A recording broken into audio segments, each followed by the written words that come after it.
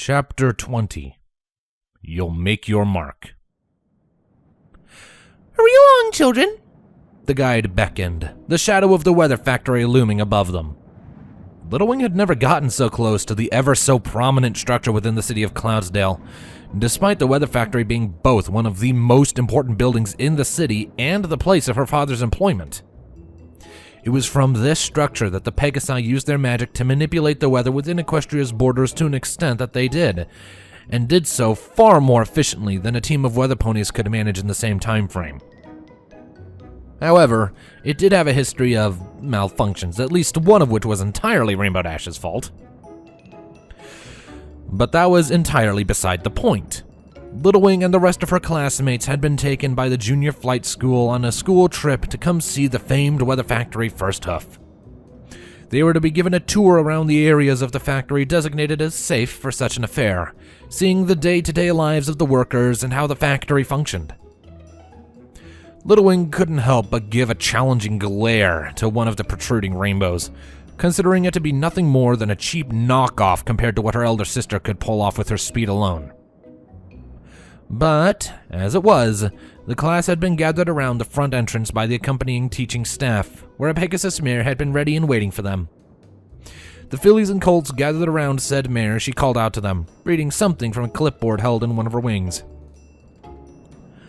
Alright, everything seems to be in order. She muttered to herself, her tongue slightly sticking out of the side of her muzzle as she concentrated on what she was reading. Alright then, let's begin. The tour guide gave the class a welcoming smile, obscuring her clipboard beneath her wing, before addressing the group once more. Hello there, she greeted cheerfully. You can call me Sunny Days, and I'm going to be your tour guide throughout your visit. Is every pony ready to go? She got a round of nods and a couple of more audible confirmations from the children, and a final affirmative nod from the teacher in charge. Excellent! The tour shall commence in just a moment, Sunny Days stated. First, a few ground rules to remember. First off, do not touch the machinery under any given circumstances. Stay within the boundaries and do not trot where you're not meant to be. Do not disturb the workforce beyond a polite greeting, and don't eat or drink from your packed lunches until we reach the cafeteria. Any troublemakers will sadly be forced to sit the rest of the trip out, understood? Pfft, like we'd cause any trouble, Silvery snidely commented from somewhere in the back. Little Wing and Misty Gust both couldn't help but roll their eyes. Now that the unpleasant bit is out of the way, Sunny Days continued, do follow me. If anyone has a question or just needs to use the little filly's room at any point, don't hesitate to ask. With that, the guide turned her back on the group and walked through the main entrance of the factory, the teachers corralling the class in behind her like a group of pigs into a pen. And there were many oohs and ahs upon entering the entrance hall. The vast room had a single reception desk sitting directly in front of the entering group. Behind the desk was a staircase heading upwards, while two other doorways on the ground floor led into other areas of the factory.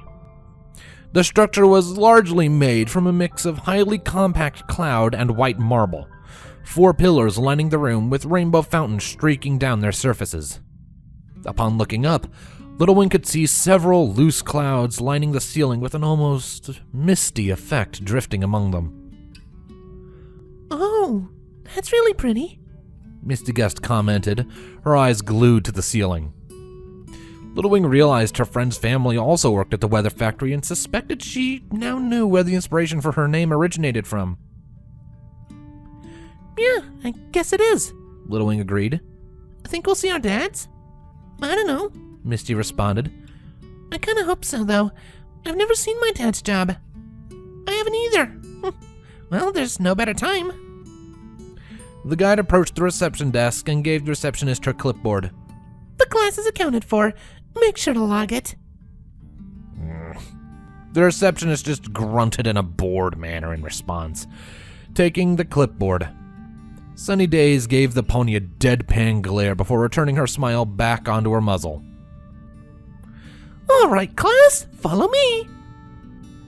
Sunny Days led the class up the main staircase behind the reception desk. At the top of the stairs was a central door that appeared to be locked, with several other doors lining the second floor of the entrance hall. Sunny Days led the class to the doorway directly left of the locked, important-looking door and led them on through. The doorway took the group onto a wide metal catwalk, spanning across an extremely large inner space. As the class were led onto the catwalk, they could see various large-scale pieces of machinery being tended to by a small army of Pegasi. There was another catwalk on the other side of the room, and between them on the wall, there seemed to be a control station that the important-looking door almost certainly led to.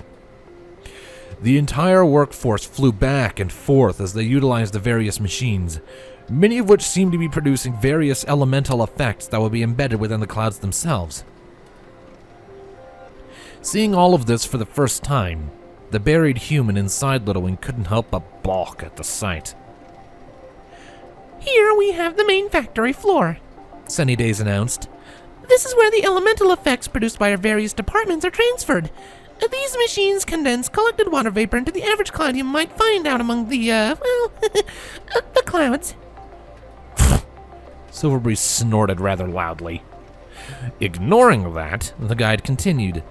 Then, our equipment uses their inbuilt magic to embed the elemental effects within the cloud itself, creating a variety of things from thunder to snowfall. Could you make fire clouds? A random Colt asked curiously. Sunny raised an eyebrow. Theoretically, yes, with the right enchantment, but I don't think we'd want to be doing that anytime soon. Oh, okay. Sunny coughed into a huff. Anyhow, once a batch is complete and Cloudsdale as a whole has been positioned where it needs to be, the gathered clouds are released. This way we can give the land below the desired environmental effect to do things like help growth of crops or simply bringing out the spirit of hearthwarming. This is the whole reason why our fair city, unlike even some other cloud cities like Lost Pegasus, doesn't have a singular fixed location. But you do other stuff too, right? Another child inquired. Sunny Days nodded. We do indeed. Our weather control stations can manipulate the strength of the winds, and with the cooperation of Princess Celestia, we can even moderate the average temperature during the day. And, my little pony, I'm sure you've glimpsed the rainbows decorating the factory. Within Equestria, only the Everfree Forest and Frozen North are beyond our manipulation. How come? The Everfree is a, special case, Sunny Days answered simply, not elaborating. As for the Frozen North, the wild elements are simply too powerful for these machines to handle, and they are most certainly too much for any weather team. How does it work? Misty Gust called out. The machines and stuff, I mean. It's really different to when weather teams do it. It is, and in some areas, not so much, Sunny Days answered. For one, only a Pegasi's innate magic can allow us to fully work this equipment properly. A unicorn might be able to wave his or her horn for a bit, but not to the same effect. As for the rest of it, a blending of sciences, both magical and industrial. If you're interested, I'm sure you can endeavor to learn the technicalities as you grow older. Sunny Days then began to point out the various machines and exactly what effect each was imbuing within the clouds they produced. Little Wing was distracted from this, however, when she spotted a rainbow-maned stallion wandering the factory floor below.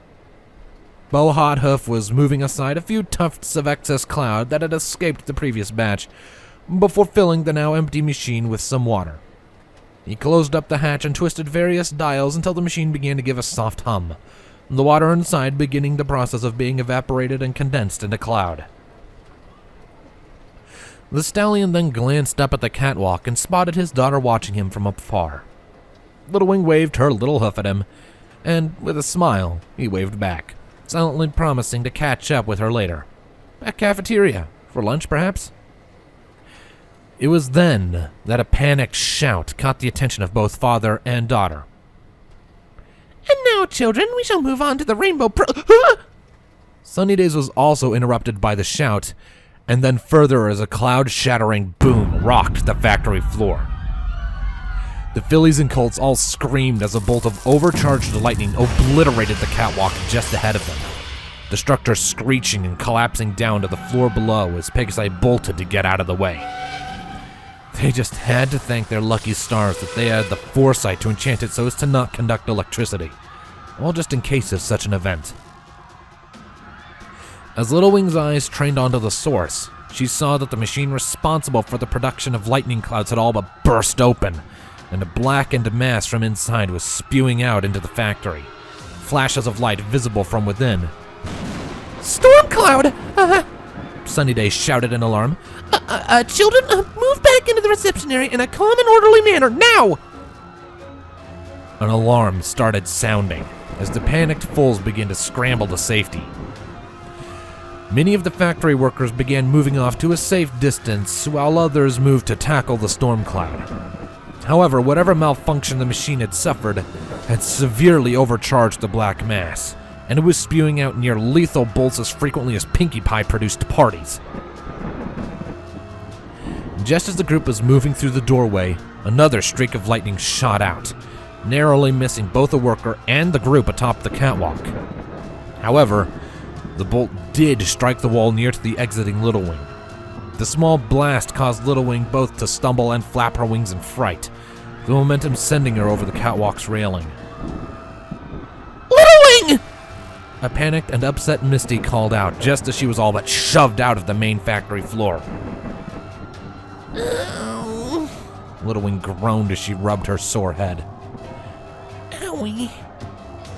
The filly had managed to land head first, but had used her wings to slow her descent enough that she wasn't seriously hurt beyond a throbbing headache. Then, another bang, and the sound of rubble collapsing heralded the stallion scooping the filly up into his hooves. "Little Wing!" Bo shouted in panic, examining his daughter for injury. "You're... all right. Oh, thanks, Celestia." Dad? Little Wing looked up at their father's worried features, and then over to the storm cloud that was retreating through a brand new hole in the wall. A couple of the workers were slumped to the floor in serious pain, having been struck by one of the weaker bolts to be produced by the monster cloud. The cloud had left devastation in its wake as it fully exited the factory, invading the unfortunate city beyond. "Come on, I'm getting you out of here," Bo stated as he deposited Little Wing onto his back. "Hang on!" Wait! Little Wing shouted. What about the cloud? "We have ponies to deal with it," Bo replied, "and they will when they get here." But what about before? Little Wing asked, looking towards the hurt ponies. Won't more ponies get hurt? Bo grimaced. "Maybe, but everything will be fine, okay? It's just an accident. We need to..." I don't want ponies to be hurt! Little Wing announced, glaring out at the storm cloud that had ruined their day. Before Bo could stop his child, she had shot off of his back at a speed that would have made her elder sister shed liquid pride. Her father's shout was lost behind her, and neither did she notice him immediately turn to give chase. Little Wing blasted out of the hole and into open sky, shooting towards the offending and highly dangerous cloud. There was a moment, just a moment, where she wondered what exactly it was she was doing. Her previous parents had never thought she'd amount to anything, that she'd never do anything worthwhile for someone else. A waste of space and time, nothing more. And yet here she was, facing down what could have been another early death. She didn't have time to regret her life choices, as she narrowly avoided electrocution with a startled yelp, but her speed didn't decrease. Another, larger bolt struck out at a pathway just outside of the factory, nearly striking a family of 3 who had been sightseeing. A few inches to the left, and they would have been fried. That silenced the doubt. She had to stop it. Trying to think back on her own practice and what she had seen both her sisters perform in their Wonderbolt-related activities, Little Wing narrowly avoided another bolt as she twisted around and aligned herself so that she would impact the cloud with her hind hooves first.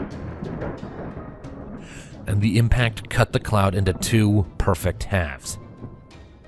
The cloud gave what almost sounded like a roar as much of its internal energy was expelled by the impact, but not completely. However, two weak halves were far better than one strong whole. Little Wing twisted around one of the clouds and gave it a hard buck, unleashing its remaining lightning into the sky high above them. She then twisted and did the same to the second half, the second thunderbolt also striking high into the air above where any Pegasi would be flying. Little Wing then flipped backwards and observed her work. Only a few, now white tufts of cloud remained, floating off by themselves to lands unknown. No other sign of the gigantic cloud remained, and with its passing, so had the danger dissipated. Little Wing was panting slightly, so mesmerized by what she had just done she completely missed the flash coming from either side of her. Her brain was only just catching up with her actions, unbelieving as to what her body had just done. Yahoo! Little Wing shouted and laughed in victory. Yeah! Take that, cloud!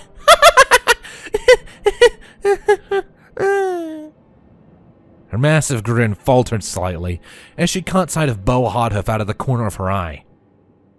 She turned to face him and immediately noticed his shocked stare and the fact that his jaw had fallen so far it might as well have been touching the rolling green plains below Cloudsdale. Oh, she muttered sheepishly. I'm grounded, aren't I? Bo Hodhoof blinked and then shook his head to bring his faculties back in order. No. Not quite. Not this time. He gently flew towards his daughter and then gestured towards her flank. I think you were meant to do that. Little Wing gave him a confused look. Huh? The filly looked down to what he was pointing towards and promptly froze.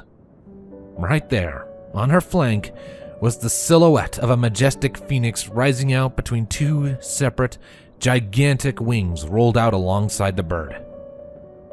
A phoenix, rising out of the ashes of the old and into the new. Wings. She was born to fly. My cutie mark! Little Wing gushed excitedly.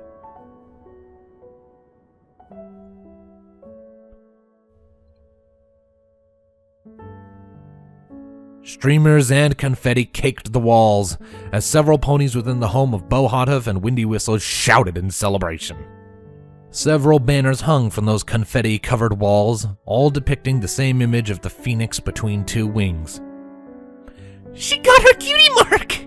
Windy Whistles exclaimed, definitely not for the millionth consecutive time, while pointing towards said mark with a grin even bigger than Little Wing's own. Cutie mark! All right, honey, we get it, Bo Hodhoof said with a laugh, placing the shield-shaped award with Little Wing's mark decorated on it to one side. Give her some room to breathe.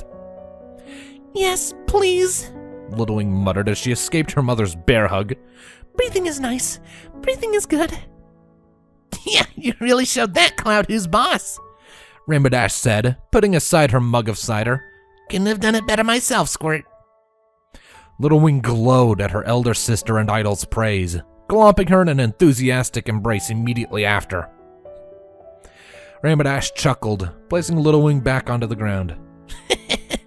Yeah, love you too, buddy. I'm proud of you. We all are, Scootaloo added in, ruffling Little Wing's mane. I remember when I got mine. Wasn't as cool as yours, though. Nah, Rainbow Dash denied while ruffling Scootaloo's own mane in turn, much to her irritation. Yours was awesome in its own way. The Wonderbolt Reservist's blush certainly contrasted with her coat color. Yours was the coolest, Little Wing claimed. You did a sonic rainbow. You could have taken out like 1,000,000 storm clouds with that. You did do a sonic rainbow, Scootaloo agreed. Yeah, I'm awesome, Rainbow noted. But this isn't about our marks, this is the Squirt's Day. And that cutie mark is pretty damn cool. Rainbow Dash looked over at one of the banners displaying the very cutie mark they discussed. She put a hoof to her chin, humming in thought. Though, it's not actually what I expected you to get. I thought there'd be a cloud in it, maybe. A cutie mark is rarely what you expect, Scootaloo stated, also looking at the banner. I'll take your word for it, Rainbow replied. You are the expert after all. Yeah, Cutie Mark Crusaders, Little Wing added in. Rainbow nodded. So, Miss Crusader, what does her mark mean? Little Wing's smile fell, and she suddenly felt a little worried. I mean, does it matter? Scootaloo didn't hear her, too busy studying the mark. We've gotten pretty good at translating the various meanings of cutie marks, and the wings are obvious enough. Flying, soaring through the air like she did to batter that storm cloud into submission. But the phoenix? Okay, now Little Wing was feeling more than a little nervous. I'm not entirely sure. It usually means things like rebirth, resurrection, but I guess it could also be the flight of a phoenix. Or maybe she's destined to be Philomena's caretaker, Rainbow Dash joked. It has to be the flying thing. Dad was pretty descriptive about the moves he pulled off back there. Little Wing allowed her worry to die away, replaced with a blush. Well, I mean, I couldn't let it hurt anybody else. Rainbow Dash chuckled, giving her little sister a light nuzzle. And that, Little Wing, is the real reason you deserve that mark. Little Wing giggled at the attention, nuzzling her elder sister back. If only she hadn't then caught sight of that alicorn watching her, standing in the corner of the room where none but Little Wing reacted to her presence. And then, with but the blink of an eye, she was gone again.